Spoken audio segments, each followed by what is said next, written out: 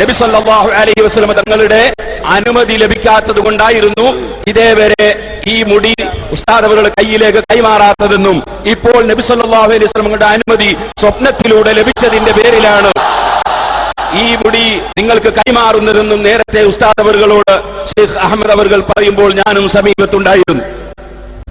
ഏത് ഉസ്താദ് ഉറക്കിൽ വന്ന് പറഞ്ഞാലും, ഉസ്താദിന്റെ ഉസ്താദ് വന്ന് പറഞ്ഞാലും, ഏത് വലിയന്റെ കോലത്തിൽ വന്ന് പറഞ്ഞാലും, ഒരു മനുഷ്യന്റെ കോലത്തിൽ വന്ന് പറഞ്ഞാലും സ്വീകരിക്കാൻ വകുപ്പില്ല. കാരണം അല്ലാഹുവിന്റെ റസൂല് പഠിപ്പിച്ചത് എന്താണെന്ന് ഹദീസിന്റെ ഗ്രന്ഥങ്ങളിലുണ്ട്, പരിശുദ്ധ ഖുർആനിലുണ്ട്, ഇമാമിങ്ങളെ കിതാബുകളിലുണ്ട്. അത് തള്ളിയിട്ട് ഒരു സ്വപ്നത്തെയും മാനദണ്ഡമാക്കാൻ പാടില്ല. അത് ശൈത്താനിന്റെ കുതന്ത്രമാണ് കേട്ടോ.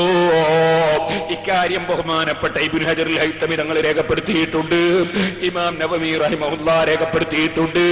ലോകത്തുള്ള എല്ലാ ഇമാമിങ്ങളും അവരെ കിതാബുകളിൽ ഇക്കാര്യം എഴുതി രേഖപ്പെടുത്തിയിട്ടുണ്ടെന്ന് ഞാൻ എന്റെ സാധാരണക്കാരെ ഓർമ്മപ്പെടുത്തുകയാണ്. ഇപ്പോൾ നബി സല്ലല്ലാഹു അലൈഹി വസല്ലമയുടെ അനുമതി സ്വപ്നത്തിലൂടെ ലഭിച്ചതിന്റെ പേരിലാണ് ഒരു സ്വപ്നത്തെയും മാനദണ്ഡമാക്കാൻ പാടില്ല.